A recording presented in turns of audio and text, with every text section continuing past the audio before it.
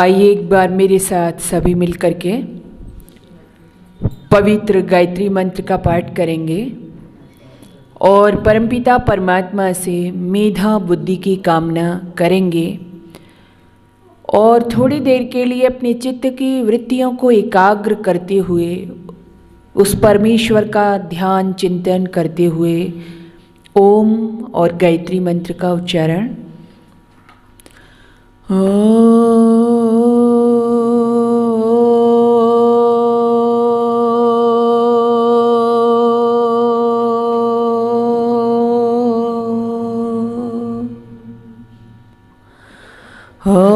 भूर्भुवस्वः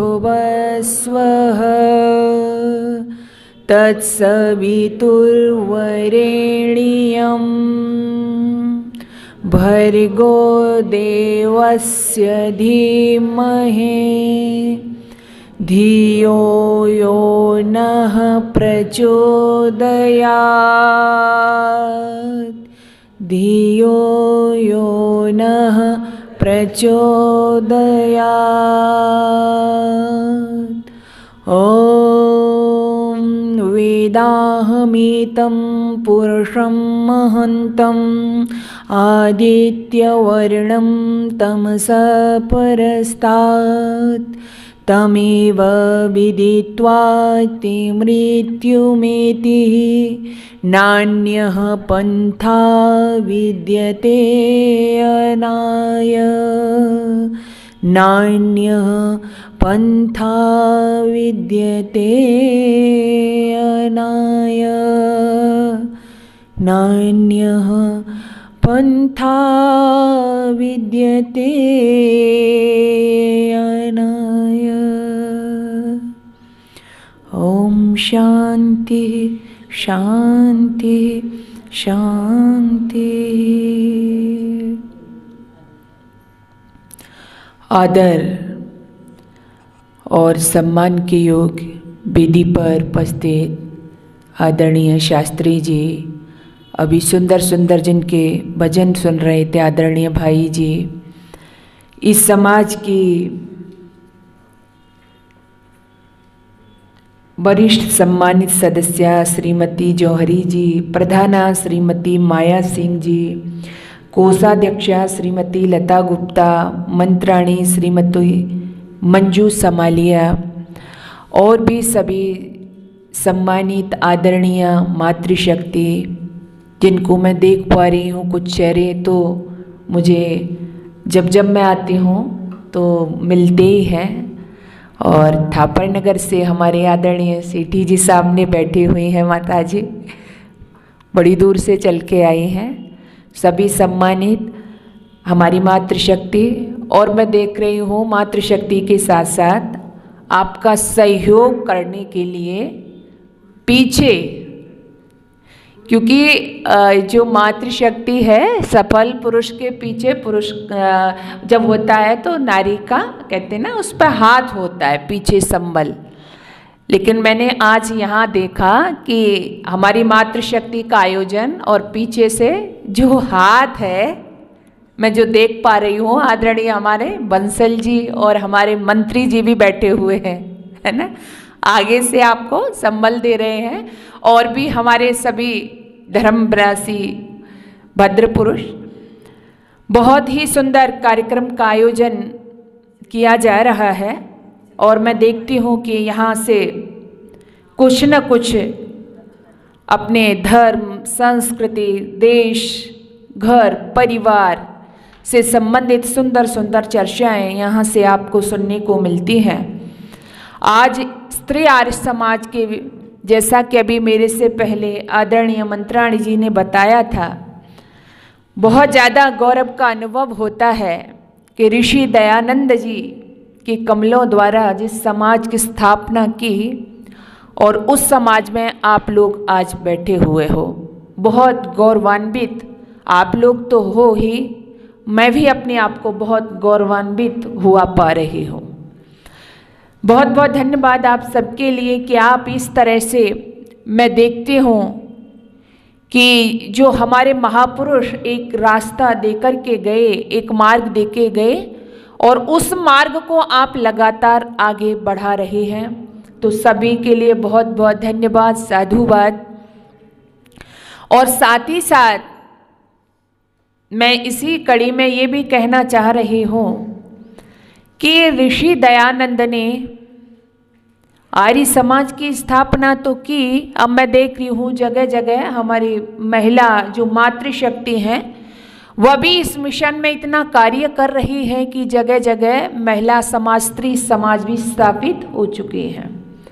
ये भी मुझे बहुत अच्छा लगता है क्योंकि ऋषि दयानंद आर्य समाज के संस्थापक, इतना तो आपको पता ही है। ऋषि दयानंद ने बहुत कार्य किया और वो कार्य मैं आपको 1 घंटे या कहूँ 1 दिन में नहीं बता सकती। चाहे वो धार्मिक क्षेत्र हो, चाहे सामाजिक क्षेत्र हो, चाहे वो राजनीतिक क्षेत्र हो, ऋषि दयानंद का अतुलनीय योगदान इस समाज के लिए, राष्ट्र के लिए रहा है।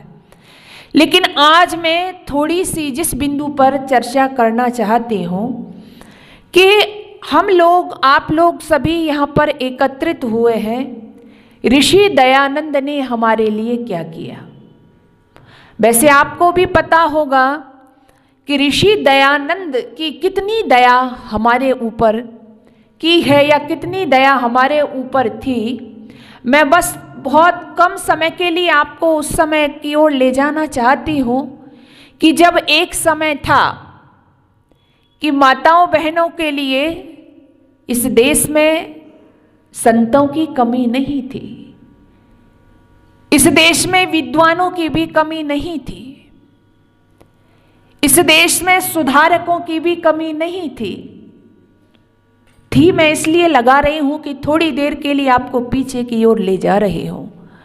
लेकिन वो समय ऐसा था कि जब मातृशक्ति के लिए, महिलाओं के लिए लोग तरह तरह की बातें, तरह तरह के विचार, तरह तरह की युक्तियां बोल रहे थे। अधम से अधम, अधम अति नारी, अवगुण अष्ट नारी उर रही। नारी की छाया परत अंधा होत भुजंग, उस नर की क्या गति जो नित नारी संग।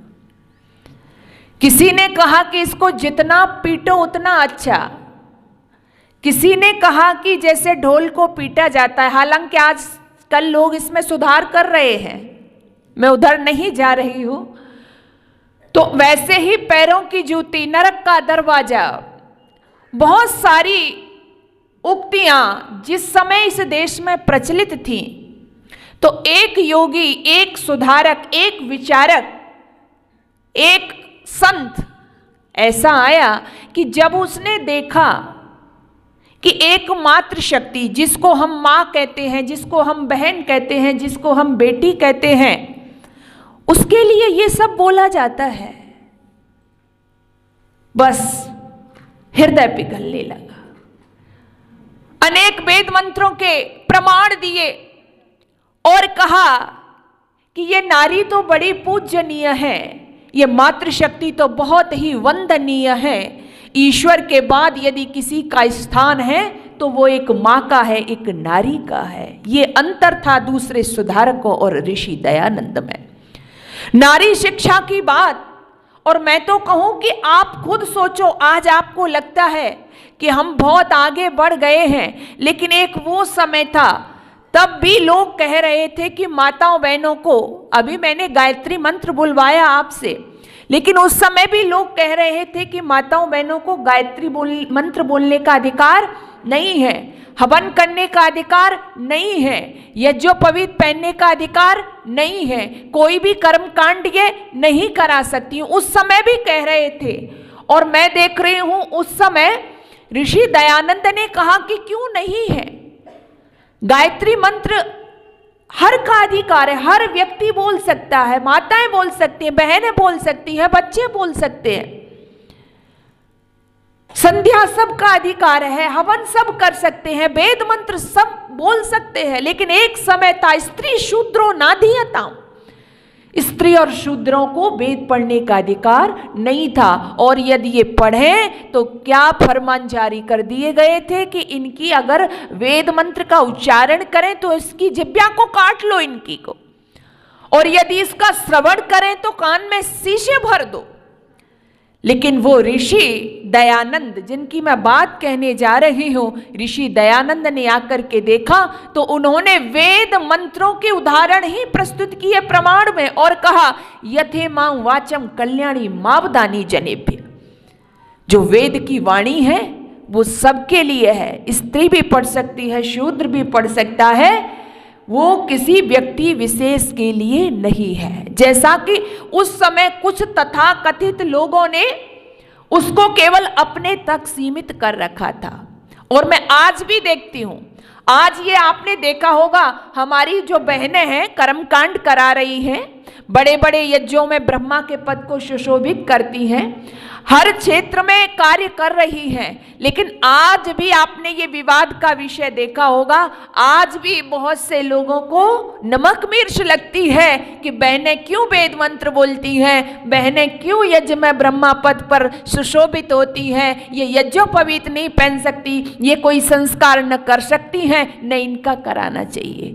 तो ऋषि दयानंद की आप ऋणी हो कि ऋषि दयानंद ने आपको ये सब जब लोगों को देखा तो उनको धिक्कारा दुत्कारा और वेद के प्रमाण प्रस्तुत करके कहा कि माताएं बहनें इस हर कार्य को कर सकती हैं। और आपने देखा गुरुकुलों के अंदर आज कितनी हमारी बहनें वेद मंत्रों का पाठ कर रही हैं, आज हमारी कितनी बहनें बड़े बड़े यज्ञों में ब्रह्मा के पद को सुशोभित कर रही हैं। ये दया किसकी है?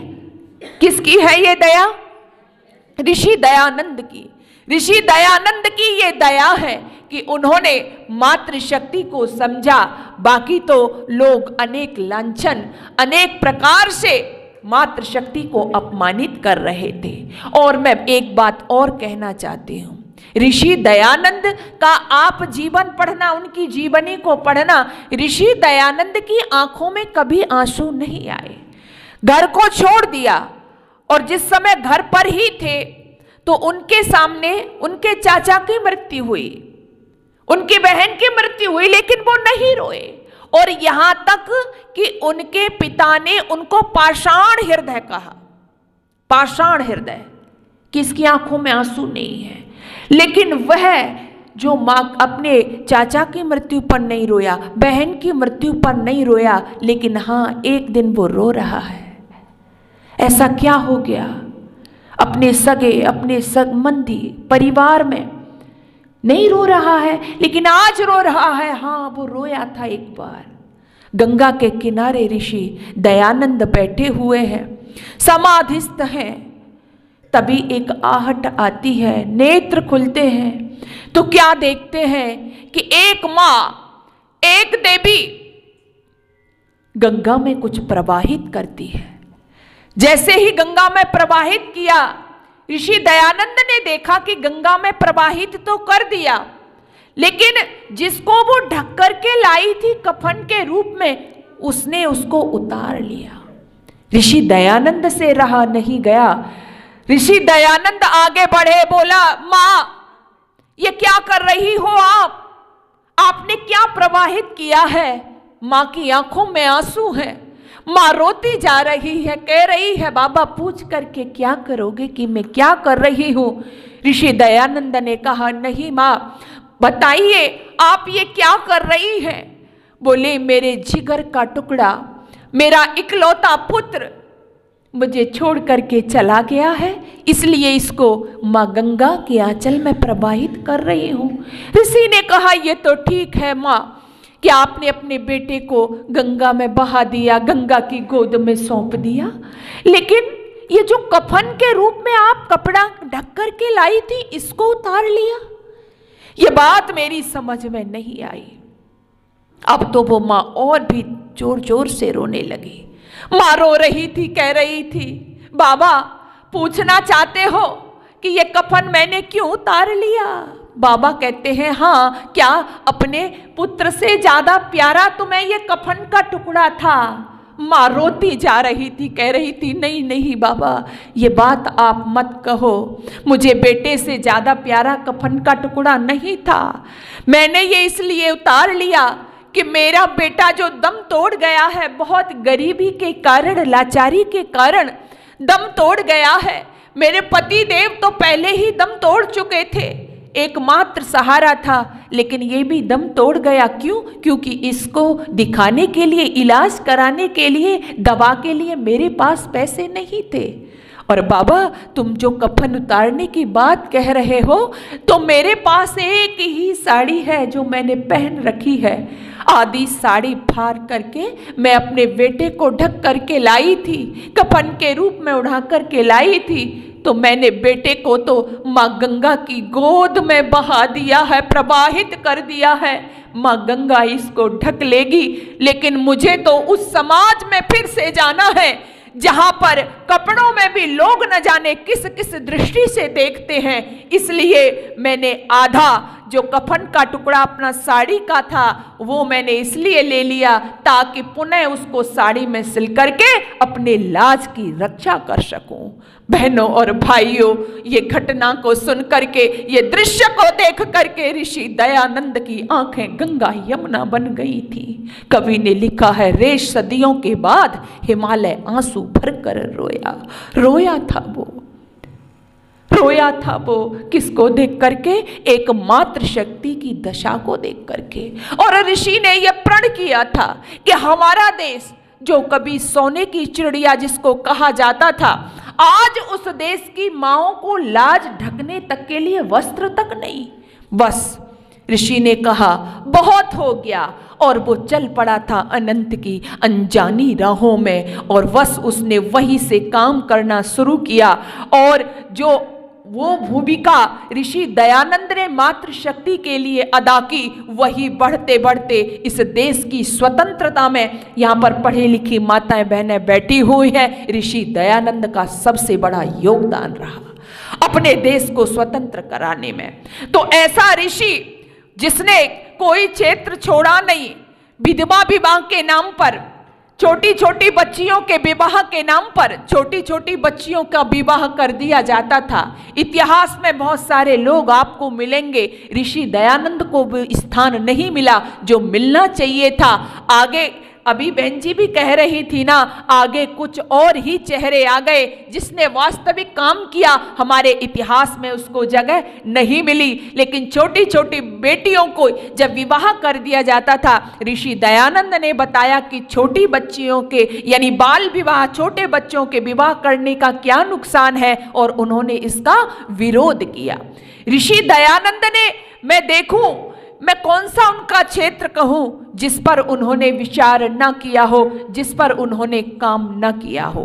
ऋषि दयानंद के विषय में मैं तो बस यही कहूंगी, पुष्प की पराग में जो भृंग की उमंग आज, चंद्र पे चकोर बार बार बलिदान है, दीप ही पतंगा को जो लक्ष्य है महान, एक दीन के हृदय में प्रभु वंदना की तान है। सूरा रस खान और तुलसी के चंदन में राम कृष्ण चर्चा की अनोखी पहचान है। निर्धन कभी कोई काऊ काऊ पे गुमान करे, मोए तो अपने देव दयानंद पे गुमान है, मोए तो अपने देव दयानंद पे गुमान है, मोए तो अपने देव दयानंद पे गुमान है। ऋषि दयानंद की कहाँ तक मैं बखान करूं, तो सबसे पहले मैं इस समाज की यहाँ पर जो उपस्थित हमारी मातृशक्ति है, मैं उनका पुनः धन्यवाद करना चाहती हूँ कि आप उस ऋषि के ऋण से उऋण होने का प्रयास कर रही हो। उनके ऋण को नहीं उतारा जा सकता, लेकिन कई बार तो मुझे वेदना तब होती है जब मैं बात करती हूँ तो ऋषि दयानंद का नाम तक माताएं बहनें नहीं जानती, जो हमारे लिए जहर के प्याले पी गया, जो हमारे लिए अनेक कष्ट सह करके गया। किसी ने सांप डाले, किसी ने बिस्तर डाल दिए, किसी ने जहर पिलाया, किसी ने ईंट मारी, किसी ने पत्थर मारा, लेकिन सब कुछ वो हंसी हंसी सहन करता चला गया। किसके लिए? अपने देश के लिए। किसके लिए? मातृशक्ति के लिए। किसके लिए? कि हमारी जो आगे आने वाली संतति है उसका भला हो, उसका कल्याण हो। तो मैं बार बार इस बात को भी कहा करती हूं कि हमको कृतज्ञ नहीं कृतज्ञ बनना है। तो आपने इस दिशा में ये प्रयास किया है, इसके लिए आप बहुत ही, आपका धन्यवाद है, आप साधुवाद की पात्र हो। तो ऋषि दयानंद के ऋण से उऋण होने के लिए हमें हर संभव प्रयास करना है। अब मैं यहाँ पर आपसे एक बात और करना चाहूंगी कि ऋषि दयानंद ने, मैंने ये कुछ मोटे रूप में आपसे बात कही। ऋषि दयानंद, मैंने कहा कि उनको 1 घंटे या 1 दिन में ऋषि दयानंद की जो दया है उसको मैं नहीं बखान कर सकती, लेकिन जो बात मैं कहना चाहती हूँ, ऋषि दयानंद ने मातृशक्ति के लिए बहुत कार्य किया। ऋषि दयानंद की कृपा से हर क्षेत्र में ऋषि दयानंद ने जो कार्य किया, उनकी बदौलत ही मुझे लगता है कि शायद ही आज कोई ऐसा क्षेत्र हो जहां हमारी मातृशक्ति कार्य न कर रही हो, अपना योगदान न दे रही हो। और वेद के मंत्र से ही जोड़ते हुए मैं आपसे एक बात कहना चाहती हूं। कई बार मुझे लगता है कि आज हमारी मातृशक्ति, ये गर्व का भी विषय है कि हर क्षेत्र में है, चाहे वो आप खेल में चले जाएं, चाहे राजनीति में चले जाएं, चाहे धार्मिक क्षेत्र में चले जाएं, हर समय नारी का वर्चस्व है, हर जगह नारी छाई हुई है। तो मुझे लगता है कई बार कि जब आज की माताएं समानाधिकार की बात करती हैं, समानाधिकारों पर चर्चा करती हैं, तो मुझे लगता है कि ये हमारी मातृशक्ति कहाँ भटकी हुई है।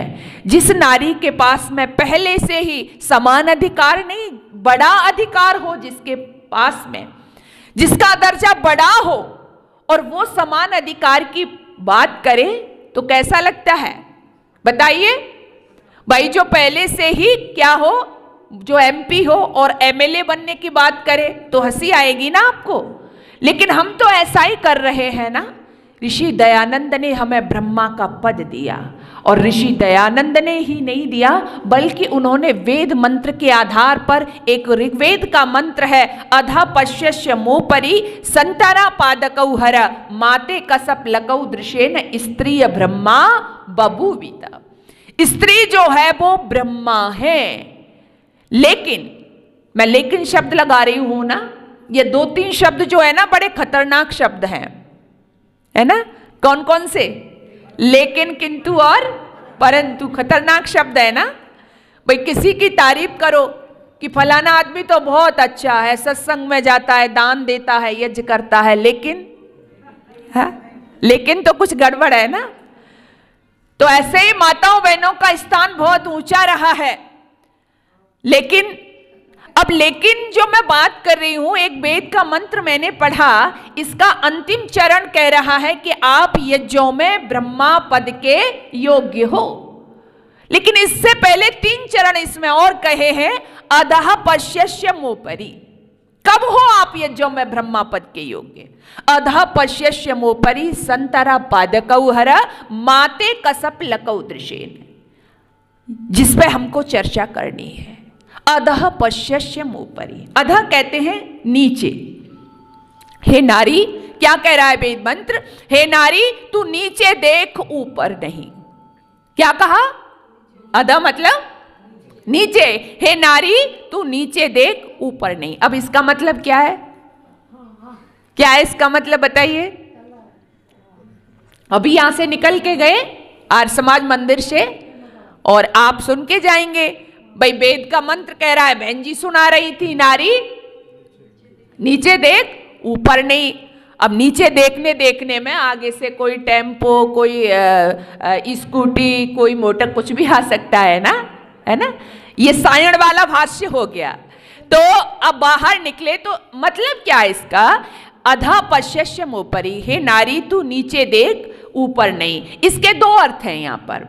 एक तो अर्थ है यहाँ पर कि हमको बहुत शालीनता के साथ में चलना है, यानी कि हमारा देखना इस तरह का होना चाहिए, हमारी दृष्टि जो नीचे निगाह कहते हैं ना, नीचे निगाह करके चलो। इसका मतलब ये नहीं है कि आगे हमें कुछ देखना ही नहीं है, क्या आ रहा है या हमारा एक्सीडेंट हो रहा है। इसका मतलब है हमारे देखने में सौम्यता होनी चाहिए, हमारे देखने में मर्यादा होनी चाहिए। एक लाइन आती है ना, चाहे मुख न छिपाओ घूंघट में, आंखों की शर्म ना घटे, संभल कर चल, तेरे मान तथा मर्यादा पर उंगली ना किसी की उठे, संभल कर चल। तो देखने का मतलब ये है। और दूसरा कहा अधः पश्यस्य मोपरि, हे नारी तू अपने से नीचे वालों को देख। कई बार हमने देखा घर परिवार में, बहुत से घर, आपको सुनने में छोटी बात लग रही होगी, लेकिन बहुत से घर परिवार टूट जाते हैं। इसीलिए क्यों? क्योंकि हम अपने से नीचे वाले को नहीं देखते। किसको देखते हैं? ऊपर वाले को। कैसे ऊपर वाले को देखते हैं? मान लीजिए मेरे घर में 2 कमरे हैं, लेकिन मुझे अपने 2 कमरे नहीं अच्छे लगते, और मेरे पड़ोस में एक और है जिसके पास 1 ही कमरा है, मैं उधर देखती ही नहीं हूं। लेकिन मेरे एक पड़ोसी और हैं जिनके 4 कमरे हैं, पूरा कोठी बना हुआ है, तो मेरी दृष्टि कहां जाती है? उधर 4 कमरे, यानी जो कोठी बनी हुई है, और वहां दृष्टि जाती है। तो फिर घर में क्या होता है? मान लीजिए मेरे पति जो हैं या मेरे घर के जो बड़े लोग हैं, उनकी आर्थिक इनकम इतनी नहीं है कि वो कोठी बना सकें, तो क्या होता है परिवार में? आप भी बताइए क्या होता है? झगड़ा होता है। और परिवार में झगड़ा ही नहीं होता, बल्कि बहुत परिवार टूट जाते हैं। ये मैंने आपको एक उदाहरण दिया, वो उदाहरण कोई भी हो सकता है। मैंने एक साड़ी 500 रुपए की खरीदी। एक लोग वो भी हैं जिनके पास 100 रुपए की भी साड़ी नहीं है, लेकिन एक लोग वो भी हैं जो 10,000 रुपए 5,000 रुपए की भी साड़ी पहन सकती हैं। लेकिन मेरी दृष्टि जिन 100 रुपए की साड़ी जिनके पास है, मैंने वहां नहीं देखा। अगर मैं वहां देखती तो मैं संतुष्ट होती कि मेरे पास कितने की साड़ी है? 500 की है। लेकिन मैंने कितने वाली देखी? 5,000 वाली। मैंने 10,000 वाली साड़ी देखी। इससे मेरे चित्त में क्या हुआ? क्या हुआ बोलो? क्या हुआ? बेचैनी हुई। कई बात हुई यहाँ पर। एक तो मेरे चित्त में ईर्ष्या उत्पन्न हुई 10,000 साड़ी वाली को देख करके। दूसरा, फिर मैंने अपने घर में कलह करना शुरू किया, और ये स्थिति आज हमारे परिवारों को तोड़ रही है। तो वेद का मंत्र क्या कह रहा है कि हे नारी, हमेशा क्या करना है तुझे? अपने से जो छोटा है, नीचा है, उसको देखना है। और आप कहीं भी इसको घटा सकते हैं। आपको बड़ा आनंद आएगा जब इस तरह से आपकी स्थिति हो जाएगी कि आप देखेंगे तो आप हमेशा संतुष्ट नजर आएंगी।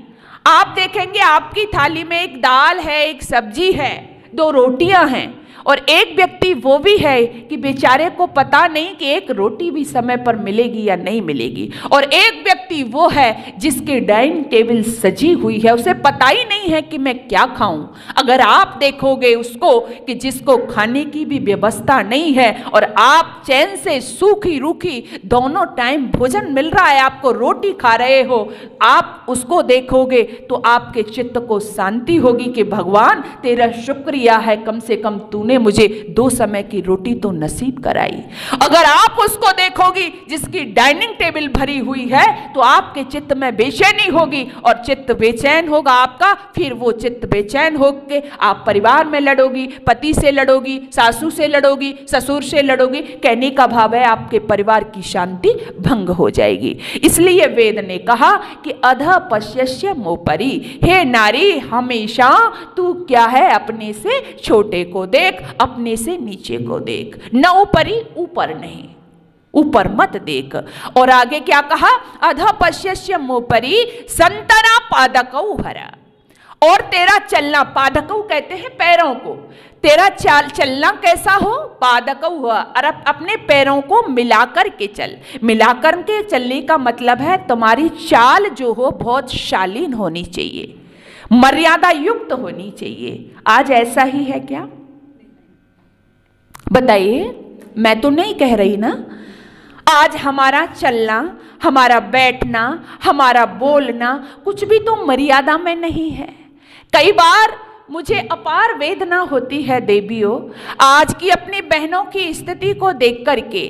चलना तो बात छोड़ो, मैं अभी अभी कॉलेज से आई और कॉलेज से आने के बाद आ रही थी, रास्ते में जैसा शादी विवाह का माहौल है, कार्यक्रम चल रहे हैं, माताओं बहनों का जो चलना या उनकी जो वेशभूषा, और आपने देखा होगा जो आजकल एक बहुत सिस्टम बन पड़ा है कि जब विवाह होते हैं, बारात जाती हैं, सगाई होती है, तो सड़कों पर नाचना जो चल पड़ा है, मेरी समझ में नहीं आता कि ये हमारी संस्कृति में कब से शामिल हो गया है। अच्छा आप बताओ, जो सड़क के ऊपर नाचता है उसको क्या बोलते हैं? क्या बोलते थे उसको बताओ? नचकैया बोलते थे ना? बोलते थे ना? गलत तो नहीं कह रही ना मैं? जो सड़क पे नाचता है, सड़क के ऊपर नाच रहा है, वो नाचने वाला बोलते थे, नचकैया बोलते थे, और उसकी इज्जत दो कौड़ी की भी नहीं होती थी। आज अपने को सभ्य घराने के, सभ्य परिवारों के कहने वाले लड़के लड़कियां, माताएं सड़कों पर नाच रही हैं। क्या हो गया है इस समाज को? मैं नृत्य करने की विरोधी नहीं हूं, आप नृत्य कर सकती हो, शालीन नृत्य आपके घर में हो सकता है, विवाह शादी समारोह में नृत्य होते हैं, माताएं समय समय के गीत गाती हैं, कितनी रस्में होती हैं, शादी विवाह में सबके गीत होते हैं, नृत्य होते हैं, लेकिन वो नृत्य होते हैं जो मर्यादा में रह करके किया जाता है। अश्लील वेशभूषा पहन करके और भाड़ों की तरह सड़क पर नाचना, ये हमारी संस्कृति नहीं है, इससे हमें निकलना होगा। यदि हम इसी तरह से रहे तो हम ब्रह्मा तो कहते रहे कि हम ब्रह्मा पद के योग्य हैं, लेकिन हमने पहले वाले का यदि फॉलो नहीं किया तो फिर हम ब्रह्मा पद के योग्य नहीं है। ये चीजें हमें बतानी पड़ेंगी अपनी बेटियों को। आज हमारी बेटियां आधुनिकता के नाम पर, उनको लगता है ना, अरे इससे क्या होता है, अरे ये तो सब चल रहा है ना। नहीं, हमें समझना है हमारी सनातन संस्कृति का सम्मान यदि आपको बचाना है तो इन सब से आपको बाहर आना होगा, इन सब से आपको निकलना होगा। और गजब तो तब होता है कि एक 5 वर्ष की बच्ची भी नाच रही है और एक 80 साल की वृद्धा भी नाच रही है। आज मेरे यार की शादी है, अब समझ में नहीं आता वो 5 साल की बच्ची या 80 साल की वृद्धा जिसका नाती की शादी है वो यार की शादी पर डांस कर रही है। बहनों, हंसने का विषय नहीं, अपार वेदना का विषय ये होता है। आज जिस देश के युवा सरहद पर खड़े होकर के देश की रक्षा कर रहे हैं, और वह जिसके हाथ कभी बंदूक से सुशोभित हो, कटार और तलवार से सुशोभित हो, वो आज ताली बजा बजा करके दारू शराब के नशे में, भांग के नशे में, अश्लील गानों पर रोड पर नृत्य कर रहे हो, इससे ज्यादा डूब मरने की बात कोई नहीं हो सकती। अरे लेकर मैं बंदूक दुनाली, भारत की करते रखवाली, वो जवान शादी बारात के आगे बजा बजा कर ताली, शर्म हया को छोड़ सड़क पर नाच रहे बेहूदे नाच, झूठ नहीं कहती हूं साच, झूठ नहीं कहती हूं साच। रोकना होगा हमें समझना होगा हम कहां जा रहे हैं। तो इसलिए वेद ने क्या कहा कि संतरा पादकौ हरा, हमारा चलना इतना शालीन होना चाहिए कि किसी को पता भी नहीं चले कि यहां से कोई गुजरा है। इतना शालीनता का परिचय आपको देखना है। तीसरा कहा संतरा पादकौ हरा, माते कसप लकौ दृशन, माता कहते हैं नहीं, कसप लकौ दृशन, दिखाओ अपने शरीर का कोई भाग। हे नारी, तेरा पहनावा, तेरी ड्रेस, तेरी पोशाक ऐसी होनी चाहिए कि तेरे शरीर का कोई भी भाग दिखाई, बोलो, ना दे। ये मैं नहीं कह रही हूं, कौन कह रहा है? वेद कह रहा है। और वेद उस परमपिता परमात्मा की वाणी है। हमारी ड्रेस ऐसी होनी चाहिए। इस पर भी आप खुद सोच सकती हो माताओं बहनों, हम उन्नति की राह पर, हम अपना प्रोग्रेस कहते कहते हमारी कितनी प्रोग्रेस हो गई। आज हमारी पोशाक ऐसे ही है क्या? आज हमारी पोशाक, शायद मैं न बोल पाऊं कि आज हमारी ड्रेस, आज हमारा पहनावा, आज हमारी बेटियों का, आज हमारी माताओं की जो पोशाक रह गई हैं वो कहां सिमट करके जा रही हैं।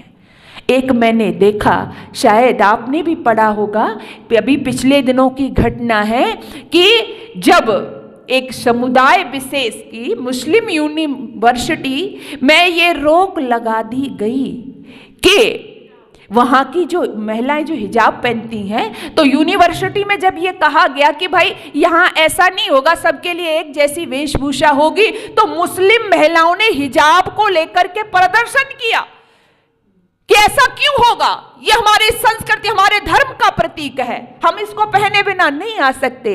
और एक नारी इस देश की वो भी है, वो इसलिए रोड जाम किया उन्होंने, इसलिए प्रदर्शन किया कि हमें मन होगा हम वो पहनेंगे, हमारे पहनने पर रोक क्यों लगाई जा रही है। जरा विचार करना, आपकी संस्कृति सुरक्षित रह पाएगी? बोलो, आपकी संस्कृति सुरक्षित रह पाएगी? हिजाब के लिए एक लोग तो धरना दे रहे हैं, प्रदर्शन कर रहे हैं, और एक समुदाय ऐसा है जो अपने आप को हिंदू कहता है, उस देश की बहन बेटियां इसलिए प्रदर्शन कर रही हैं। अगर एक मुख्यमंत्री का बयान आ गया कि कपड़े हमें सोच समझ करके पहनने चाहिए, तो इस पर पूरा बवाल मच गया, बेचारे की कुर्सी चली गई। हमारी आजादी है, हमारे पहनने की आज़ादी है। मैं कहा करती हूँ, आज़ादी आपकी है देवियों, आप जो पहनो, लेकिन याद रखना, यदि आप अपनी मर्यादा से हट जाएंगी, यदि आप अपने आचरण से शून्य हो जाएंगी, तो फिर कोई समय होगा, जैसा कि उस समय आपको लिए कहा गया था कि नारी को पढ़ने का अधिकार नहीं, नारी को यज्ञों में ब्रह्मा पद का अधिकार नहीं। यदि आपने अपना अधिकार, यदि आपने अपना सम्मान सुरक्षित नहीं रखा, तो वो समय भी शायद दूर नहीं होगा, क्योंकि कहा अति सर्वत्र वर्जयेत, अति हर जगह बुरी होती है। हमें संभलना होगा, हमें रोकना होगा हमारा वेश। अच्छा, आपने जितनी देवियों की फोटो देखी है, ऐसा नहीं है कि आजकल की बहन बेटियां पढ़ रही हैं। गार्गी का नाम आपने सुना होगा, ब्रह्मवादिनी गार्गी। जनक की सभा में जब उसने शास्त्रार्थ किया, मेरी माताओं बहनों, कोई बोलने के लिए तैयार नहीं था। याज्ञवल्क्य को ललकारा, याज्ञवल्क्य को चुनौती दी। आप सोचो कितनी विदुषी रही होगी वो गार्गी। गार्गी का नाम फिर भी आपने सुना। एक और थी सुलभा। सुलभा से जब परिचय पूछा गया जनक की सभा में कि ये कौन है, तो वो कहती हैं कि मेरे पिताजी मेरे लिए वर ढूंढने के लिए गए, और मेरे जैसा जब कोई विद्वान वर उनको नहीं मिला, तो मैं सन्यासिनी हो गई, मैंने इस मार्ग का वर्ण कर लिया। सोचो कितनी ब्रह्मवादिनी, वो कितनी बड़ी विदुषी रही होगी कि मेरे जैसा वर नहीं मिला, इसलिए मैंने इस मार्ग का अनुसरण किया। जरा विचार करो, मैत्री को कौन भूल सकता है। याज्ञवल्क्य जब जाने लगे, सारी संपत्ति को छोड़ करके सन्यासी होना चाह रहे हैं, कह रहे हैं कि मैं तो सन्यासी हो रहा हूं, मैं तो अमर तत्व की खोज में जा रहा हूं। तो मैत्री ने कहा कि ये जो धन दौलत आप मुझे देकर के जा रहे हैं, क्या ये मुझे अमरता दिला देगी? क्या इससे मुझे अमर तत्व की प्राप्ति होगी? तो याज्ञवल्क्य ने कहा कि इससे तो नहीं होगी, तो फिर मुझे क्यों छोड़ के जा रहे हो? और इतनी बड़ी अपार धन संपत्ति को मैत्री ने ठोकर लगा दी। ये काम कौन कर सकता है? बहुत बड़ी विदुषी मैत्री। मैं कितने नाम लूं, अपाला, घोषा जैसी ब्रह्मवादिनियां, जैसी ऋषिकाएं, देवियां। ये ऐसा नहीं था कि ये पढ़ी लिखी नहीं थी, लेकिन आज हमारे पढ़े लिखे होने के मायने ही चेंज हो गए हैं। और मैं तो कहती हूँ हमारे मायने इतने चेंज हुए पढ़ने लिखने के कि मैं सुना करती हूँ, और पुरानी माताओं बहनों से आप सभी लोगों को भी पता होगा कि माँ शब्द जब आता है तो सबसे पहले हमारा ध्यान कहाँ जाता है कि माँ का जो आंचल होता है ना, वो कैसा होता है जी? बड़ा सुखदायी होता है। जिसको माँ का आंचल मिल गया, उसका जीवन बोलो सफल हो गया, धन्य हो गया। बड़ा अच्छा स्नेह का, वात्सल्य का आंचल होता है। अच्छा ये बताओ, मैं सोच रही थी, एक दिन बैठे मेरा चिंतन चल रहा था, तो मैं सोच रही थी कि आज की जो हमारी जो कंडीशन बनी हुई है, आज की जो स्थिति है, इसको देख करके लग रहा है कि धीरे धीरे जब हमारी आगे आने वाली पीढ़ी आएगी तो माँ के आंचल के लिए तरस जाएगी। हमारी आगे आने वाली संतति जो है वो माँ के आंचल के लिए तरस जाएगी। क्यों तरस जाएगी? क्यों तरस जाएगी? क्योंकि माताजी जीन्स पहने होंगी, माताजी जीन्स पहने होंगी तो आंचल तो उनके पास नहीं होगा ना। आंचल नहीं होगा उनके पास में, तो किस आंचल की छाया में बैठेंगे, किस आंचल की छाया में सुख लेंगे हम। वो आंचल था ना मेरी माताओं बहनों, ये आंचल जो है ना परम अनुभूति, शांत की अनुभूति, सुख की अनुभूति कराता है ये आंचल। और मैंने देखा अपनी माताओं बहनों को, देवियों को, ये आंचल है ना इसको कभी छोड़ना भी मत, इस आंचल को कभी मत छोड़ना।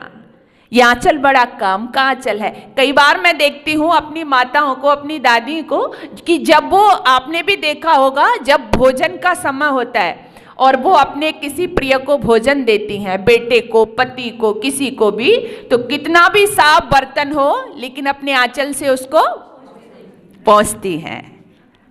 ये आंचल है ना, ये आंचल है ना ढक ही लेगा, ये आंचल है ना रोती हुई आंखों के आंसू पोंछ ही लेगा। बड़ा काम का आंचल है ये आंचल है ना रोती हुई आंखों के आंसू पोंछ ही लेगा। घर में रहते ना कभी कभी मायके की भी याद आ जाती है बड़ी जोर से, कभी कभी किसी बात पर दुख भी होता है, तो क्या करते हैं, धीरे से आंचल में छुपा लेते हैं। आंचल है ना रोती हुई आंखों के आंसू पोंछ ही लेगा। आंचल है ना कढ़ाई गर्म हो और चूल्हे से उतारनी हो, अरे आंचल है ना गर्म गर्म कढ़ाई को चूल्हे से उतार ही लेगा। आंचल है ना पिता की इज्जत ढक ही लेगा। आंचल है ना पति की इज्जत नाप ही लेगा। आंचल है ना दुनिया में बड़े बड़े महापुरुषों को जब इसमें आना होगा दुनिया में, तो उनको भी इस आंचल का आश्रय लेना ही होगा। आंचल है ना, आंचल है ना ढक ही लेगा। ये आंचल है प्रेम का आंचल, ये आंचल है वात्सल्य का आंचल, ये आंचल है स्नेह का आंचल, ये आंचल है करुणा का आंचल। इस आंचल को कभी भी छोड़ना मत। और आपके पास आंचल है, मैं देख रही हूं अपनी बहन बेटियों को, जो हमारी नई एक परंपरा चल पड़ी है कि हम एक जो सूट खरीदते हैं वो बड़ा महंगा होता है, 5,000 का होता है, 10,000 का होता है, लेकिन बहन बेटियों को समझा देना कि उसके ऊपर यदि 100 रुपए का दुपट्टा नहीं है तो वो बेकार है। उसके ऊपर 100 रुपए का दुपट्टा ले लो, इससे आपकी इज्जत को 4 चांद लग जाएगा और मेरे सनातन वैदिक धर्म की भी रक्षा हो जाएगी, हमारी संस्कृति भी मर्यादा से इतरा उठेगी। इसलिए हमें अपनी वेशभूषा पर बहुत ध्यान देना है। ये वेशभूषा, कई बार मैं कहती हूँ ना, बहन बेटियों से चर्चा करती हूँ तो मुझसे अकेले में आकर के मिलती हैं, कहती हैं बहन जी सारा हमसे ही कह दिया आपने, तो सारा हमसे ही कह दिया, ये तो स्वतंत्रता है हम कुछ भी पहने। मैंने कहा ना, आपकी स्वतंत्रता है आप कुछ भी पहने, लेकिन जो जितना जिम्मेदार व्यक्ति होता है उसकी जिम्मेदारी भी उतनी ही ज्यादा बोलो होती है। और मैं कई बार कहती हूँ, हम गले में कोई चैन धारण करते हैं या और कोई आभूषण पहनते हैं, और जो आर्टिफिशियल आभूषण होता है उसको पहन के जब हम मार्केट में जाते हैं तो हम सीना चौड़ा करके घूमते हैं, कोई डर नहीं होता, कोई फिक्र नहीं होती। लेकिन जब हम गोल्डन का कोई आभूषण धारण करते हैं तो कई बार दुपट्टे से उसको क्या करते हैं, कई बार ढकते हैं दुपट्टे से। कई बार जब हम बस में बैठते हैं देखते हैं कोई दिख तो नहीं रही, मतलब क्या है कि कोई इसको काट नहीं ले, कोई इसको लूट नहीं ले। अभी वो आर्टिफिशियल था तो फर्क नहीं था, लेकिन गोल्ड का है इसलिए हमें फर्क पड़ता है। ठीक बहन बेटियों, उनको समझाओ, आपसे इसलिए कहा जाता है आपको ऐसे बैठना है, आपको ऐसे पहनना है, आपको ऐसे रहना है। क्यों? क्योंकि आप एक नहीं 2-2 कुलों की इज्जत हो, और 2-2 कुलों की इज्जत को ढोने वाली हो। आप पर जिम्मेदारी ज्यादा है। पिता की इज्जत हो तुम, एक भाई की इज्जत हो तुम, एक नाना मामा की इज्जत हो तुम, एक ससुर की, एक पति की इज्जत हो तुम। तो इतनी बड़ी जिम्मेदारी तुम्हारे ऊपर है, तो उस जिम्मेदारी को निभाने के लिए जिम्मेदार भी बोलो बनना पड़ेगा। तो इसलिए वेद ने कहा कि आज हमें अपनी वेशभूषा पर क्या है ध्यान देना होगा। आपने बहुत सारी देवियों के फोटो देखे होंगे, जो हमारे देवी देवताओं के चित्र लगे रहते हैं। बताओ उसमें क्या पहने हुए हैं वो? सब साड़ी में पहने हुए हैं, सब आंचल लिए हुए हैं, है ना। तो ये जो हमारी आज तक देवियां, अच्छा ऐसा तो नहीं है किसी ने जीन्स पहन रखी हो, मतलब आप लोग हो सकता है नई बेटियां कह सकती है कि बहन जी तो जीन्स से मेरा मतलब है, मैं बार बार कह रही हूं कि हमारा जो पहनावा है वो मर्यादा से युक्त होना चाहिए।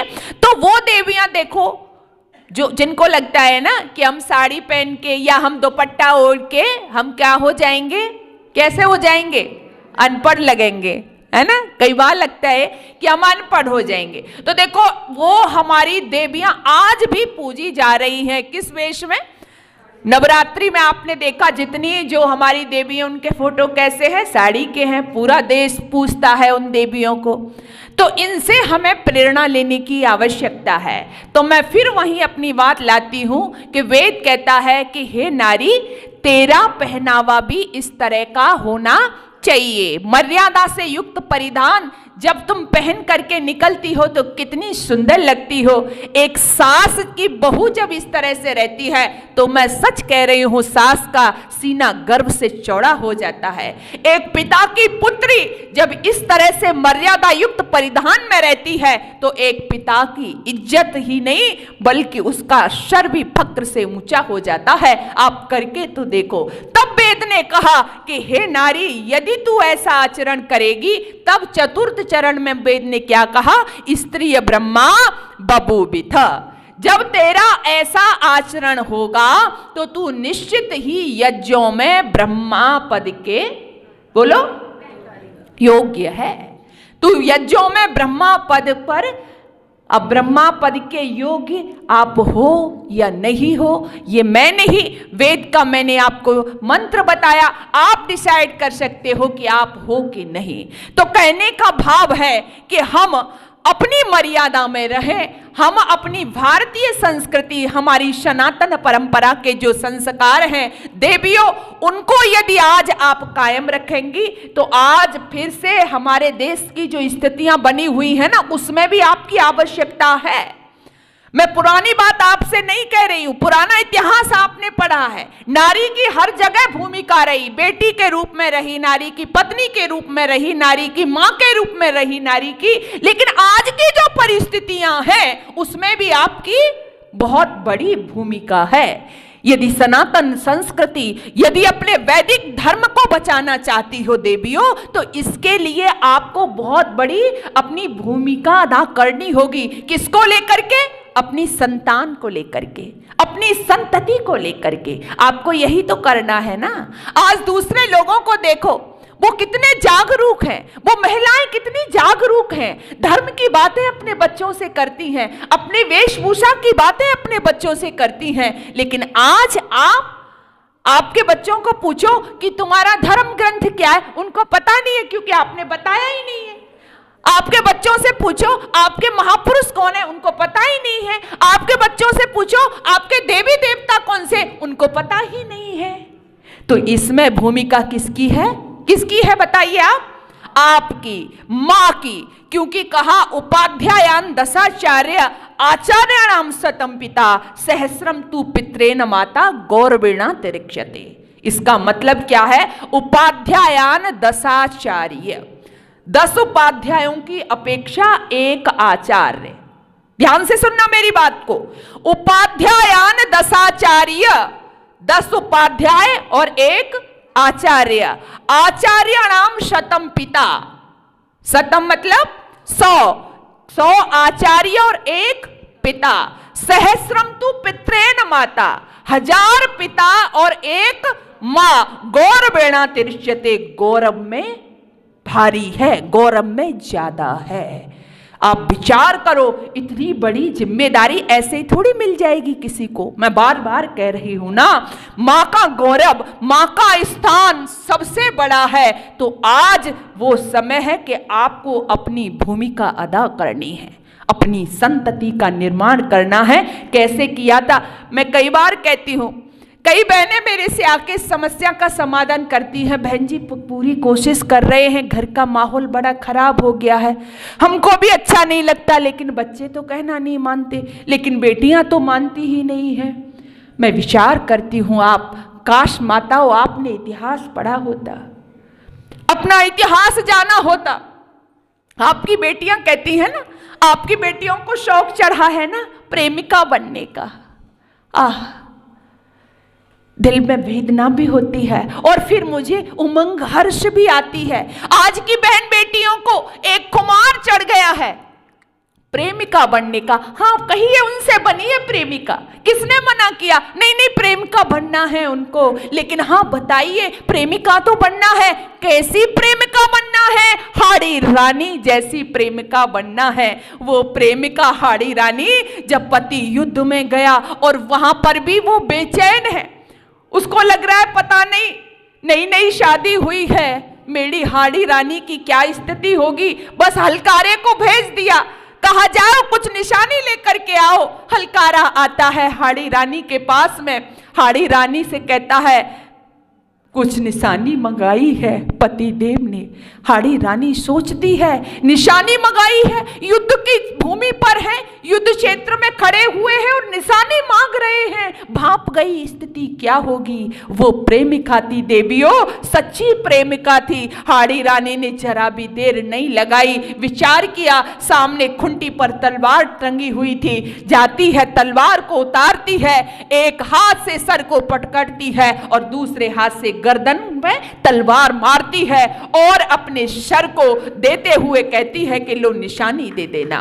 बहनों और भाइयों वो निशानी लेकर के जब हलकारा गया तो उस चूड़ावत ने देखा कि ये निशानी, आंखों में आंसू आ गए। रानी मेरे इस निशानी से तात्पर्य नहीं था, मैं कोई अंगूठी कोई रुमाल चाहता था। जोश आया अंदर, रानी के बालों में गांठ लगा करके गले में डाल दी, टूट पड़ा दुश्मन पर और आप जानते हैं कि विजय प्राप्त की। ऐसी शिक्षा दो अपनी बेटियों को। प्रेमिका बनने से मैं मना नहीं करती, बने वो प्रेमिका हाड़ी जैसी। पत्नी बनना है ना आपको, पत्नी बनिए पद्मिनी जैसी। बताइए अपनी बेटियों को वो पद्मिनी जिसने ये संकल्प किया कि जीते जी तो क्या मरने के बाद भी मेरी लाश या मेरे शरीर की मिट्टी दुश्मन को न मिलने पाए, तो खुद ने ही नहीं बल्कि अपने साथ में रानियों को लेकर के जौहर कर दिया। कई लोग मुझे कहते हैं, मुझे आश्चर्य भी होता है, कई लोग कहते हैं अरे ये तो कायरता थी, ये तो कायरता थी। ओह मुझे लगता है रानी ने कायरता की। मैं ऐसे लोगों से पूछना चाहती हूं और कहना चाहती हूं कि अपनी एक उंगली को थोड़ी देर आग में डाल करके और मुझे तब बताएं कि वो वीरता थी या कायरता थी जिसने जीते जी अपने शरीर को अग्निदेव को समर्पित कर दिया हो और चित्तौड़ की आन बान शान और अपने पति की सम्मान की रक्षा की हो। ऐसी स्त्री धन्य हो गई पत्नी के रूप में। ऐसी पत्नी बनाओ अपनी बेटियों को। माँ बनना चाहती हो ना, माँ की भूमिका मैंने कहा बहुत बड़ी है। कौन सी माँ बनना है तुमको?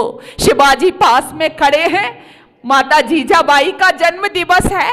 शिवाजी ने कहा माता जी आज तो जन्म दिवस है आपका, आज तो वर्धापन दिवस है आपका, आपको कुछ उपहार दे दूं? माता जीजाबाई ने कहा कि बड़ा अच्छा समय है। बोले उपहार? कि हाँ उपहार दे दूं। मुझे आपको लग रहा है कि शायद कंडीशन आज जैसी होती तो मैं क्या उपहार मांगती आज की देवी। आज की देवी तो कहती हाँ बेटा अच्छे से झुमके दे दे, अच्छी सी साड़ी दे दे, तेरी चाची के पास में बहुत अच्छी साड़ी है। लेकिन स्थिति को समझा माँ जीजाबाई ने। बेटी उपहार देना चाहता है। नहीं नहीं मुझे क्या उपहार देगा? शिवा ने कहा नहीं माँ मैं उपहार देना चाहती हूँ। मौका देखा, बेटे का हाथ पकड़ के दौड़ती हुई घसीटती हुई ले गई छत के ऊपर। कहा सामने देख क्या दिख रहा है तुझको? बोला माँ किला है। इस किले के ऊपर क्या है? बोला ध्वज है। कैसा ध्वज है? मुगल ध्वज है। बस बेटा तू मुझे उपहार देना चाहता है ना? हाँ माँ उपहार दूंगा तुमको। बेटा उपहार देना चाहता है तो इस मुगल ध्वज को हटा करके मैं यहाँ हिंदू ध्वज आर्य ध्वज लगा हुआ देखना चाहती हूँ, ये मुझे उपहार दे दे। आपको पता है किस तरह से माँ जीजाबाई को शिवाजी ने उपहार दिया और उस पर हिंदू ध्वज आर्य ध्वज लहराया। ऐसी माँ बनना है आपको, ऐसी माँ बनकर के संतति का निर्माण करना है आपको। माँ विद्यावती को कोई भूल सकता है क्या? माँ विद्यावती जब समझ में आया उनके कि अब बेटे को फांसी होने वाली है, तो वो तो उसको शादी के पैगाम में बदल रही है, कह रही है मेरे बेटे की शादी हो रही है। लोगों ने कहा बेटे को फांसी हो जाएगी और ये कह रही है शादी होगी। सबको इकट्ठा कर लिया, आओ आओ मंगल गाओ, मेरे बेटे भगत की शादी हो रही है। लोगों ने कहा माँ तू पागल हो गई है। माँ ने कहा हाँ मैं पागल हो गई हूँ। अरे इन्हीं पागल दिमागों में छिपे अमृत के लक्ष्य हैं, हमें पागल ही रहने दो कि हम पागल ही अच्छे हैं। वो माँ झूम रही है, गा रही है, कह रही है देश में बर्बादी है, लाने मात्र आजादी है, आओ सखियों गीत गाओ, मेरे भगत की शादी है। सुनना आसान है, मैं यहाँ से बोल रही हूँ, कहना आसान है, लेकिन एक क्षण के लिए विचार करो, जिस माँ का जवान बेटा मौत के मुंह में जा रहा हो, फांसी के फंदे का आलिंगन कर रहा हो, और वो उस फांसी के फंदे के आलिंगन को कह रही हो मेरा बेटा शादी करने जा रहा है, कैसी माँ रही होगी वो? किसके लिए? क्या उसका सपना नहीं था कि बेटा भगत शादी करे? कहती थी वो तो बेटे से बेटा शादी कर ले, उनका सपना नहीं था, था देवियों उनका सपना। लेकिन जरूरत क्या थी? राष्ट्र के लिए उस समय आवश्यकता थी। माँ भारती कराह रही थी गुलामी की बेड़ियों में, इसलिए आवश्यकता थी। तब माँ विद्यावती जैसी अनेकों माताओं ने बढ़ चढ़ करके माँ भारती के आंसू पोंछने के लिए अपनी संतति का बलिदान दिया। वो माँ बनना है तुमको, वो माँ बन करके राष्ट्र के ऋण से उर्ण होने का प्रयास करना है। ऐसा कब होगा? जब आप अपनी संतान के हृदय में, ये पढ़ाई तो आप पढ़ा रही हो ना, ये ठीक है, लेकिन देशभक्ति की आग भी डालो उनके दिलों में। क्यों जरूरी है? ये पढ़ाई रखी रह जाएगी। जो आप पढ़ा रहे हो ना, डॉक्टर इंजीनियर वकील बनेगा, मैं मना नहीं करती, मेरा विरोध नहीं है, जरूरी है ये भी। लेकिन मैं कहना चाहती हूँ बांग्लादेश की जो स्थिति बनी हुई है, पता है ना आपको, मुझे व्याख्या करने की जरूरत नहीं है ना, ज्यादा दूर नहीं है बांग्लादेश। वहां पर क्या स्थिति हो रही है आप लोगों की, हिंदुओं की वहां क्या स्थिति है? मैं कोई भड़काऊ बात नहीं कह रही हूं, मैं तो ये कहना चाह रही हूं जिसने अपने आप को नहीं बचाया, आप जी पाओगे क्या बांग्लादेश में? और वो बांग्लादेश जहां पर आपने पढ़ा होगा पुराना इतिहास कि जिन लोगों ने उनकी रक्षा की, जिन लोगों ने उनको बचाया, भुखमरी पर जा पहुंचे थे, जिनको भोजन दिया, जिनकी रक्षा की, सबसे पहले हमला इन लोगों ने उन्हीं पर किया। मेरा इशारा आप समझ गए होंगे। तो बांग्लादेश ज्यादा दूर नहीं है, परिस्थितियां यहां भी हो सकती हैं। इसलिए अपने बच्चों को देश पर मरने मिटने के लिए तैयार रखिएगा, धर्म संस्कृति का ज्ञान उनको कराइएगा। इंजीनियर वकील तो बन जाएंगे, लेकिन यदि आपकी संस्कृति सुरक्षित नहीं रही तो बांग्लादेश की बात छोड़ दो, कश्मीर में जो हुआ वो सब विदित है, मुझे कहने की जरूरत नहीं है। इसलिए सिखाइए अपने बच्चों को, जननी तो सब है, आपको मां बनना है। आपने कहा बहन जी ये क्या किया आपने? जननी तो हर कोई है, स्त्री जननी तो आप हो, एक कुतिया भी जननी है, एक बिल्ली भी जननी है, जो जन्म देती है वो जननी है। लेकिन मां कौन है? जो करे पुत्र निर्माण माता सोई, जो पुत्र का निर्माण करती है। जननी तो हर कोई है, लेकिन पुत्र का निर्माण करने वाली माँ है। और पुत्र का निर्माण जैसे जीजाबाई ने किया, पुत्र का निर्माण जैसे माँ विद्यावती ने किया, पुत्र का निर्माण जैसे माँ अंजना ने किया। अनेक उदाहरण हमारे सामने हैं। इस तरह से आप अपनी बच्चों का निर्माण करोगी, तब हम इस देश को, इसकी संस्कृति को बचा पाएंगे। और मैं तो कहती हूँ अपनी बेटियों से कहो, ये बेटियां आपकी कैसी बने? बेटियां प्रीत में हाड़ी बने और गृहस्थ में बने जाने की। प्रेम करना ज्यादा अच्छा लगता है ना, मना नहीं किया किसी ने। प्रीत में हाड़ी बने और प्रेम में गृहस्थ में बने जाने की, प्रीत में हाड़ी बने गृहस्थ में बने जाने की। और झांसी जैसे शीश काटें, झांसी जैसे शीश काटें जब बात हो सम्मान की, झांसी जैसे शीश काटें जब बात हो सम्मान की। ये शीश कटवाएं नहीं बल्कि काटें, इनको कोई अहमद सहमद सूटकेस में धक्के नहीं बहा है, इनके कोई साक्षी मलिक बन करके ये उसको लोहा मनवाएं, जैसे कि गेम्स में पछाड़ती है स्ट्रांग बन करके, ऐसी साक्षी बने, वो वाली साक्षी नहीं जो 56 टुकड़े करके जिनको सूटकेस में बंद कर दिया जाए। ये वीरांगना बनिए, ये वीरता पैदा करिए अपने आप में, अपनी बेटियों को सिखाइए ये, तब हम क्या है समझें, हमने उन्नति की है, हम सुरक्षित हैं, हमारी संस्कृति सुरक्षित है। अन्यथा आप गाने गाते रहिए, अन्यथा आप डॉक्टर वकील बनाते रहिए, अन्यथा आप अपने घर कमरों में बंद रहिए, टेलीविजन पर फिल्मों का आनंद लेते रहिए और आपके सामने वो स्थिति आएगी कि आप देख नहीं पाओगे, आपका सब धरा रह जाएगा। तो मैं आपसे निवेदन करना चाहती हूँ माताओं बहनों से कि पुनः मैं अपने आप को अपने वक्तव्य को समेटते हुए कि फिर से हम अपने आप को पहचानें। हम बहुत भाग दौड़ कर रहे हैं आधुनिकता के नाम पर, हम बहुत बहे जा रहे हैं, लेकिन नहीं, हमें बचना होगा। हमारी देवियां कम आधुनिक नहीं थी, हमारी पूर्वजा कम आधुनिक नहीं थी। आधुनिक का मतलब कम कपड़े पहनना नहीं होता देवियों, आधुनिकता का मतलब क्या होता है? आपने देखा ना कि पुराने समय की, मैंने कहा कि उस समय वो ज्ञान अर्जित किया था देवियों ने कि उनके सामने कोई टिक नहीं पाता था। आज बहुत बड़ा अपने आप को पढ़ा लिखा कहने वाला भी क्या है, कई बार सोचता है कि पता नहीं मैं इसका जवाब दे पाऊं कि नहीं दे पाऊं, लेकिन वो कंडीशन की इतनी महान देवियां थीं। तो आधुनिकता का ये बिल्कुल मतलब नहीं होता। अगर ये मतलब होता तो पशु पक्षी जो नंगे घूमते हैं वो तो और ज्यादा आधुनिक होते। तो आइए हम इन सब से बचें और अपने आप को पहचानें, और ऋषि दयानंद ने जो हमें पर दया की थी उसको हम फिर से अपने ऊपर जो उपकार हैं उनको हम याद रखें। यदि हम उन उपकारों को याद रखेंगे और इस तरह से बढ़ते जाएंगे तो मैं कहती हूँ देवियां हर स्थिति में फिट हो जाएंगी, हर स्थिति में फिट हो जाएंगी। और आपका जब तक वरद हस्त समाज पर नहीं होगा, जब तक वरद हस्त अपनी संतान पर नहीं होगा तो संतान आगे नहीं जा सकती है। आप जरा विचार करो, मैं एक पति की बात कर रही हूँ, एक पत्नी की बात कर रही हूँ। पति कितना प्रिय होता है एक पत्नी को, लेकिन क्योंकि हमारे देश में जो राष्ट्र की बात आती है तो सब पीछे हो जाता है, राष्ट्र के लिए सब पीछे हो जाता है। अभी मैंने विद्यावती का नाम लिया, विद्यावती ने अपने पुत्र का बलिदान किया। बहुत सी माताओं के पुत्र, राजगुरु सुखदेव, अशफाकुल्लाह, कितने लोग बलिदान हो गए, लेकिन एक पत्नी के लिए पति कितना महत्वपूर्ण होता है। लेकिन इस देश के अंदर जब स्थिति यहां हो गई कि पति को बचाऊं, पति को बचाऊं, शायद आपको याद आ रहा होगा, पति को बचाऊं या भाई को बचाऊं? कौन सा भाई? कौन सा भाई? सुभाष चंद्र बोस। मिस्टर जनरंजन दास सुभाष चंद्र बोस का पीछा करते करते और उसी कैंप में आ गए जहां पर नीरा का पहरा था।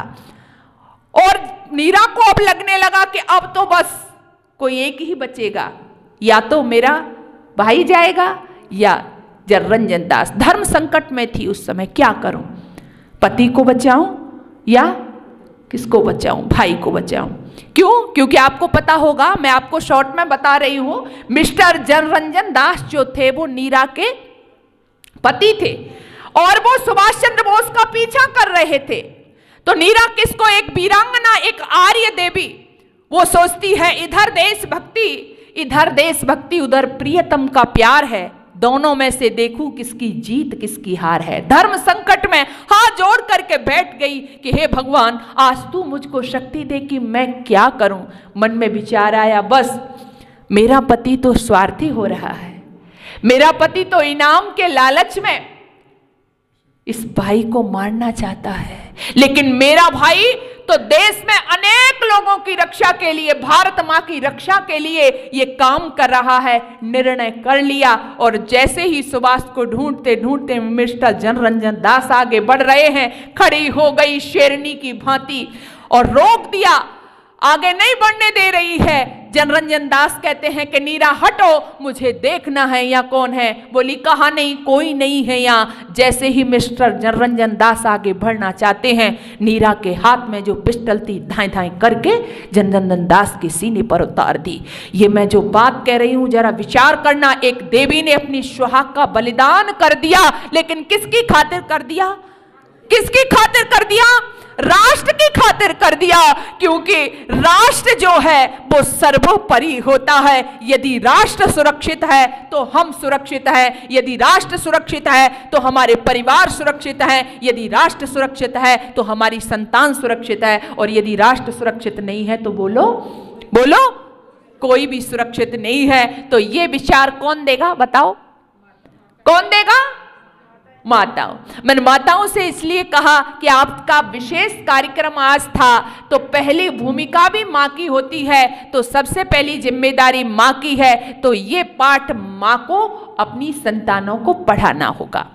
माँ को अपनी घुट्टी रूप में ये विचार अपनी संतानों को देने होंगे, तभी हम देश की रक्षा कर पाएंगे और आज जो वातावरण बना हुआ है उससे हम लड़ पाएंगे। तो अपनी हम जिम्मेदारी को समझें, और मैं तो कहती हूँ अपनी जो घर में बेटियां हैं उनको समझाएं। आपकी बेटी आपके घर से बाहर जा रही है, मैं मना नहीं कर रही हूँ, वो पढ़ लिख रही हैं, आप उनको अच्छे अच्छे पदों पर पहुँचा रही हो, लेकिन आप उनको शिक्षा दें कि वो बेटी अपनी निजता में विराजे, अपना धर्म अपनी संस्कृति का उसको याद होना चाहिए। आपकी बेटी आपने भेजा, आपकी बेटी नाम रोशन करेंगी आपका, आपके बेटे नाम रोशन करेंगे आपका। लेकिन मैं अपार वेदना के साथ मैं कह रही हूँ, बड़े बड़े महानगरों में जाकर के देखिए बेटियां क्या कर रही हैं, सिगरेट का धुआं उड़ा रही है। सिगरेट का धुआं उड़ाती हुई, दारू का पैक लगा करके सेल्फी लेती हुई अपनी जो इंस्टाग्राम आदि जो है उन पर वो शेयर करती हैं और बड़े धड़ल्ले से नाचती हैं। मुझे अपार वेदना होती है, इस देश की बेटी धुआं उड़ाती हुई पोस्ट शेयर करेंगी, वहाँ राम आएंगे, वहाँ कृष्ण आएंगे, वहाँ शिवा आएंगे, वहाँ हनुमान आएंगे। आप खुद विचार कर सकती हो उस देश का भविष्य क्या होगा। तो समझाइए अपनी बेटियों को।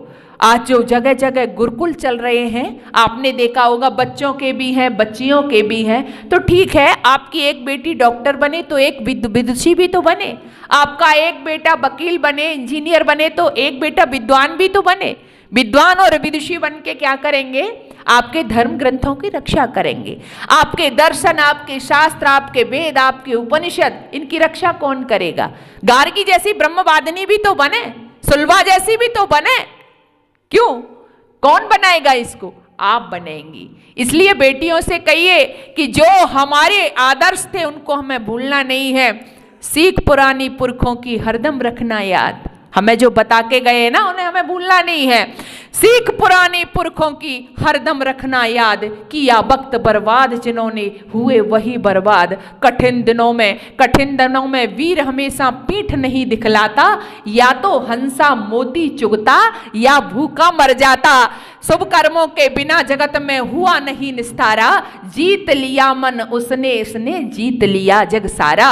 जीत लिया मन जिसने उसने जीत लिया जग सारा। अपने मन को जीतना है, अपने मन को जीत लोगी ना तो बड़े से बड़े कार्य को आप आसानी से कर जाओगी। तो बेटियों को ये शिक्षा दीजिए। ये वासना रूपी कालचक्र चल रहा है ना, इसमें ज्यादातर देवियां फंस रही हैं, तो उससे हमें बाहर निकलना है। एक बात और कह करके मैं फिर समाप्त करूंगी। थोड़ा सा इशारा हो रहा था, आपके भोजन का इंतजाम चल रहा है, इसलिए मैंने आगे बढ़ा दिया था अपनी बात को कि यहाँ की जो देवियां थी वो वासना से युक्त नहीं थी। क्यों गाया जाता है आपका इतिहास आज तक? क्यों हम नहीं भूल रहे उसको आज तक? क्योंकि देवियां जो थी उनके जीवन में वासना नहीं थी। सादगी, सौहार्द की प्रतीक देवियां थी। मैं कई बार सोचती हूँ, विचार करती हूँ, आपने तुलसीदास का नाम सुना है ना? पढ़ा है, माता जी कह रही पढ़ा है। अच्छा, उन्होंने एक महाकाव्य लिखा है, क्या नाम है उसका? रामचरितमानस। और वो रामचरितमानस इतनी प्रसिद्ध है कि घर घर में गाई जाती है, घर घर में पढ़ी जाती है, रामचरितमानस का पाठ होता है। अच्छा एक बात बताइए, मैं पढ़ रही थी एक दिन, थोड़ा सा विचार किया कि ये तुलसीदास जिसने रामचरितमानस लिखी, जीवन क्या था इनका। और उनकी जो पत्नी थी रत्ना, बड़ा प्रेम करते थे अपनी पत्नी से, पार स्नेह था अपनी पत्नी से। और ऐसा पढ़ने में आता है कि अपनी पत्नी की वृह वेदना नहीं सह सके, पत्नी मायके में चली गई तो उनके पीछे पीछे मायके में चले गए। मायके में चले गए, वहां जो भी घटित हुआ पढ़ने में आता है। तो रत्ना ने यही कहा कि इतनी बिजली चमक रही है, बादल छाए हुए हैं, बारिश हो रही है, मौसम बड़ा भयंकर है, और आप यहां। रत्ना का आश्चर्य का ठिकाना नहीं रहा। तो तुलसीदास ने कहा, हाँ देवी, तुम्हारी वृह वेदना में मैं यहां तक आ गया। उस समय रत्ना ने देखा कि ये जो तेरा पति है इसमें बड़ी क्षमता है। जरा विचार करना जो मैं कहना चाह रही हूं। रत्ना ने क्या देखा, विकट कामनाओं को देता हुआ चुनौती, विकट कामनाओं को देता हुआ चुनौती, चला वियोगी, काम कामना हुई कामनी से निंदर्त होकर उपयोगी। जब चला इतने झंझट झेले, लेकिन रत्ना ने क्या कहा, रत्ना ने कहा, पति देव, अरे इतना ताकत, इतना पावर आपने यहां आने में लगाया, इतना ही प्रीति आपकी मेरे साथ है, इस हाड़ चाम मांस के पुतले के साथ है, इतनी प्रीति यदि आपकी किस पर हो, प्रभु से हो। अरे जैसी नियति काम पर वैसी हर पर होए, चले जाओ बैकुंठ को बाहन पकड़े कोई। अगर तुम इतना वहां लो लगाओ तो तुम्हारा जीवन बदल जाएगा। रत्ना के शब्दों ने झकझोर दिया तुलसीदास को। विकट कामनाओं को देता हुआ चुनौती, चला वियोगी, काम कामना हुई कामनी से निंदित होकर उपयोगी। अरे पा जाती संतोष वासना, अगर गले लग जाती रत्ना, पा जाती संतोष वासना, अगर गले लग जाती रत्ना, तो फिर कैसे बनते तुलसी सुत, तो फिर कैसे बनते हुलसी सुत तुलसीदास। ध्यान देना, तो फिर कैसे बनते हुलसी सुत तुलसीदास, अगर मिट जाती प्रेम पिपास, अगर मिट जाती प्रेम पिपास। यदि रत्ना ने बाहों में भर लिया होता पति देव को, तो तुलसीदास न होते। मैंने कहा नैया वासना को जगह नहीं थी।